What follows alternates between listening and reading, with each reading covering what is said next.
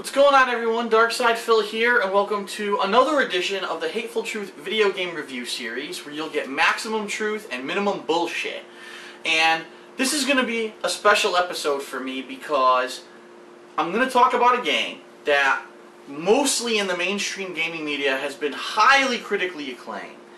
It actually led to the game being the #1 selling PlayStation Network title in the United States. I'm not sure about international numbers, but I do know for a fact that at one time it was ranked the best-selling PSN title ever, mostly due to these overwhelmingly positive reviews that have come out in the gaming media.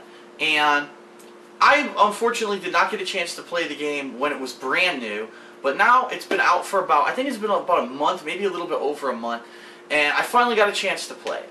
And I was completely, open-minded, trying to figure out, what this game was. Is it, obviously when you have so many media outlets that agree on something, you must think, wow, there's a reason that everyone's saying this game's pretty good. Well, the game we're going to talk about today is Journey, okay? It's a PlayStation Network downloadable title. And I'm going to tell you all about it, okay? I'm going to basically explain to you. This is going to be a short Hateful Truth, by the way, to be honest. I don't think that I could even fill 25 minutes of this Hateful Truth because the game is short as hell, okay? So we're going to get to that. But anyway, Journey opens up with you being some mysterious person in, like, I don't know if it's a burqa or some kind of a full-body shawl in the middle of a desert. And right off the bat, you can tell the visual style of the game is very impressive. The graphics, outstanding. It is a little bit on the cartoonish side, but everything that it looks great, okay? And as you wander through the desert, you immediately realize the game's not telling you anything. You're like, I don't know what the story is. I don't know what I'm supposed to be doing. I don't know what the controls are. So initially, as you press the buttons, you realize the only button that does anything is circle. Circle allows you to yell, apparently. Now, you don't hear any voice. There's like a symbol that appears on the screen. You hear a noise and like almost like a radius of sound leaving your body. But you have no idea what this is for initially, and you can move around with the left thumbstick. So as you begin to walk around, you realize that there are these ribbons sticking out of the sand. And you have a scarf that's actually hanging off of your neck. And what happens is you realize that when you yell next to a ribbon, it reacts. Some ribbons will recharge your scarf. Your scarf actually has symbols on it. And once it's recharged, you can actually jump, okay? Later in the game, it allows you to actually jump and hover, or even fly to some extent, okay? But it's very limited. After you jump, your scarf loses its charge, and you need to find more ribbons in order to recharge it, okay? Sometimes when you yell near a ribbon, the ribbon will come to life, and it will actually start moving like almost like a bird and lead you in the direction you're supposed to go in the desert. So initially when you play the game, you're a little bit confused. You're not sure what exactly you're supposed to be doing.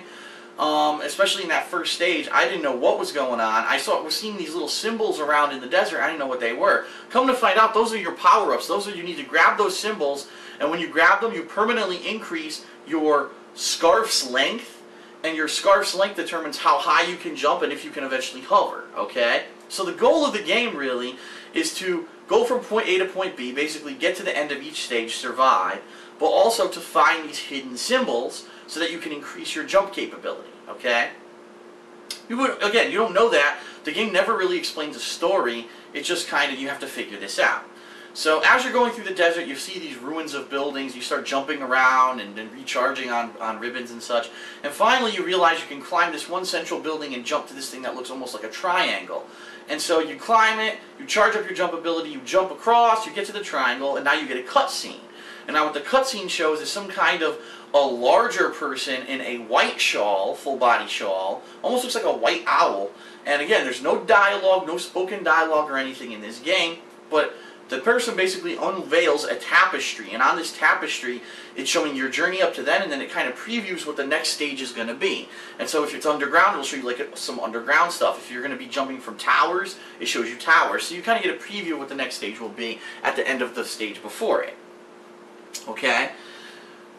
As you also play along in the game, you're going to realize that you might run into other people. This game is actually, as long as you're connected to the internet, it's online and it's cooperative, you cannot control whether or not you want it to be cooperative or not, okay? Pretty much it's just people will be jumping in and out of your game no matter what, and you're going to be playing with other people. I think it probably happens between stages is what I would assume, but I think actually a couple times I ended up playing with like, different people in the same stage as well. So it's completely up to you whether or not you even want to interact with these people. There's really nothing you can do to interact. All you can do is, like, if you want to say, hey, come over here, keep pressing that circle button, that talk button, and you'll hear, and the guy might pay attention and look and see what you're doing. But for the most part, you can beat the game by yourself. You don't need the help of another person.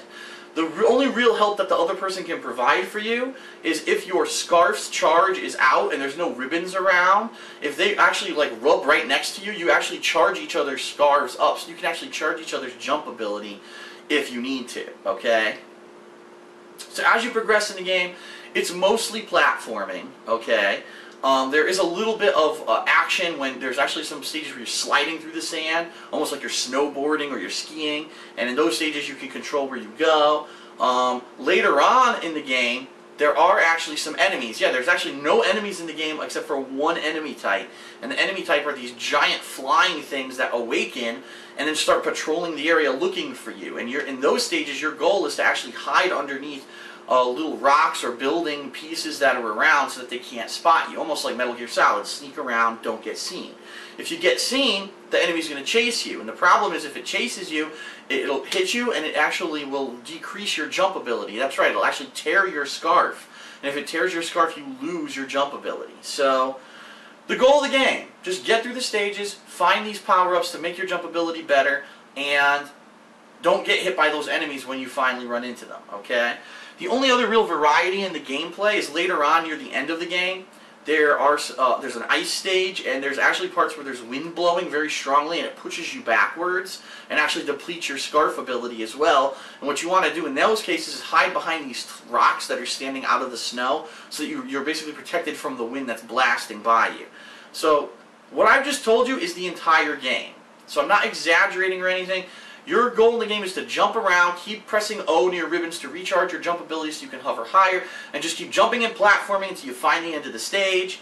And that's really it. That's the whole game, okay?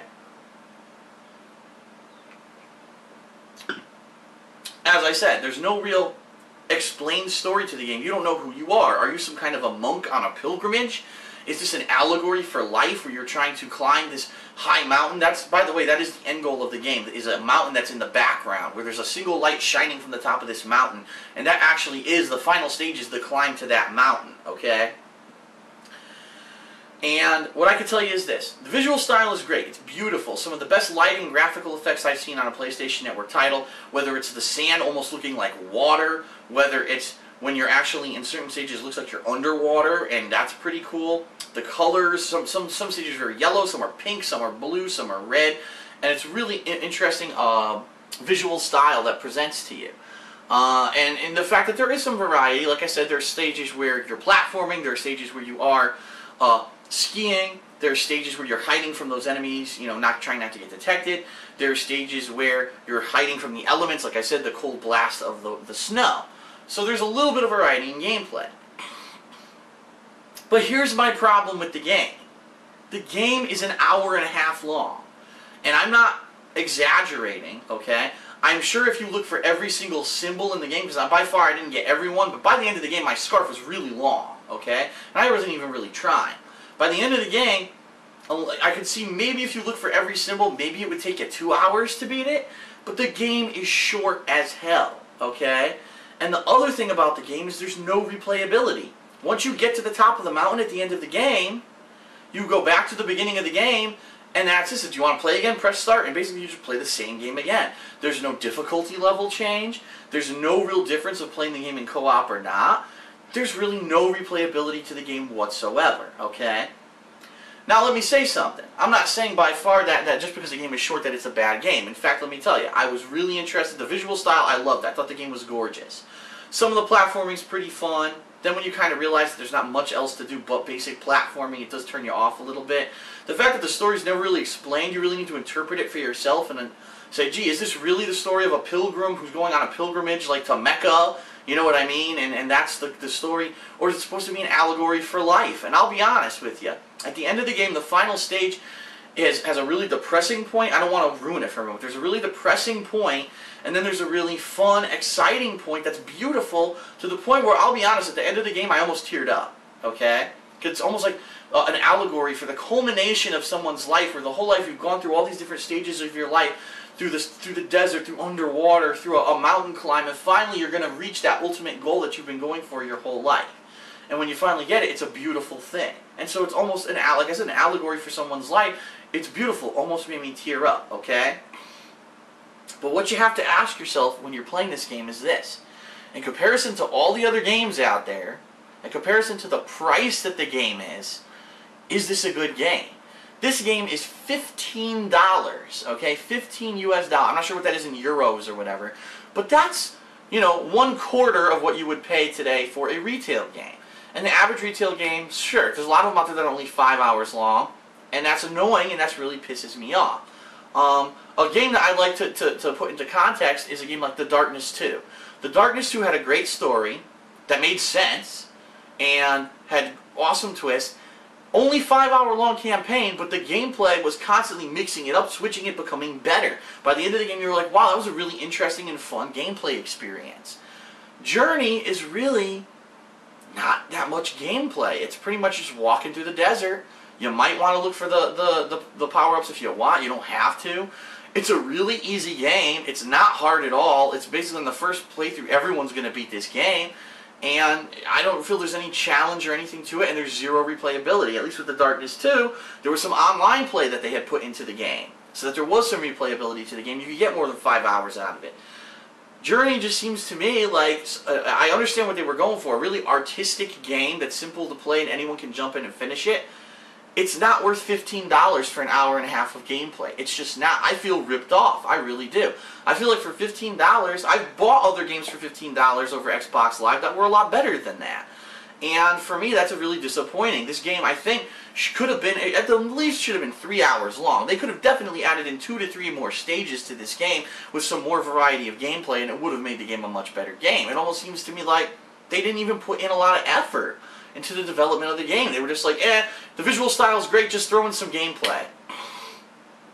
And that's disappointing to me. And the thing that really shocks me is that the mainstream media was giving this game like 9s. How do you give a game that's an hour and a half long, $15, no real explained story, no dialogue, little to no variety in gameplay, how do you give it a 9? Like, I can understand if, okay, oh my god, I teared up. Okay, so you had an emotional response to a part of the game.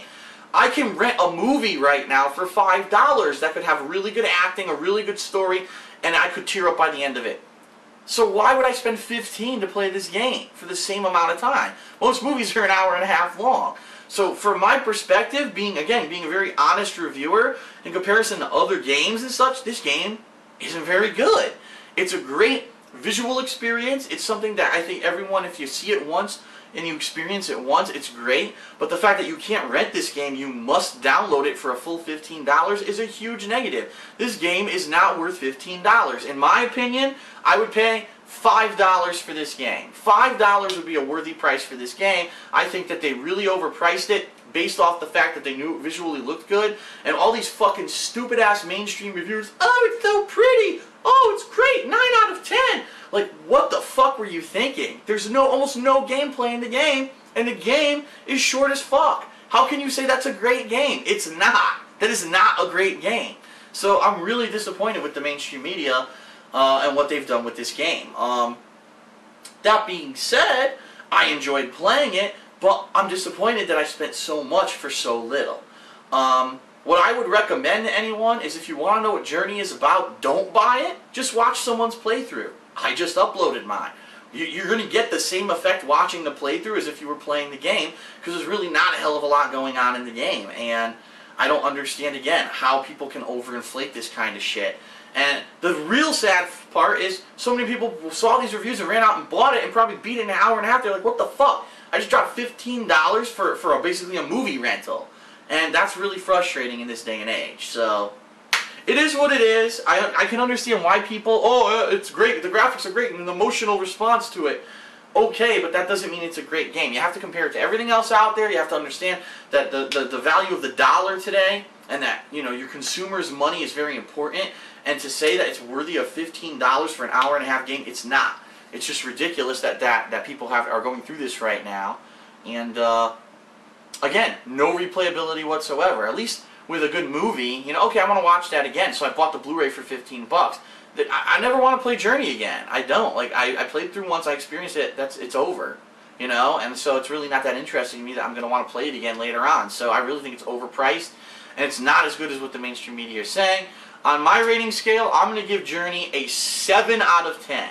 I think it's above average with graphical appeal, but I think the gameplay is boring and repetitive. I understand what they were going for, but it's just not a great game. It's an okay game. Again, something cool to watch, but I wouldn't want anyone to run out there and spend $15 for it. My recommendation, if you haven't played it yet and you're dying to play it, wait for the price to drop on PSN eventually, which it will. Hopefully it'll be $10 or less, and then I would say get it. If not, if you really just, you know, that's ridiculous for you to spend money on a game that's only an hour and a half long, go watch a playthrough of it. Obviously, I'm going to say go watch my playthrough, but go watch a playthrough of it, and you're going to understand what the game is, and you're not going to ever have to play it. So Journey, a little bit disappointing for me. I thought there was going to be more to it. Extremely short, great visual appeal, interesting ending to the story that may have an emotional touch for you, but really no concrete story, no explanation, no narrative, limited gameplay, only hour and a half long, not worth $15. It gets a 7. That's it for the Hateful Truth. Hope you enjoyed it. Hope it was informative. And this particular one, I get the feeling it is going to be informative for a lot of people because of all the bullshit overinflated scores in the mainstream media. And I will see you on the next episode of The Hateful Truth. Thanks a lot.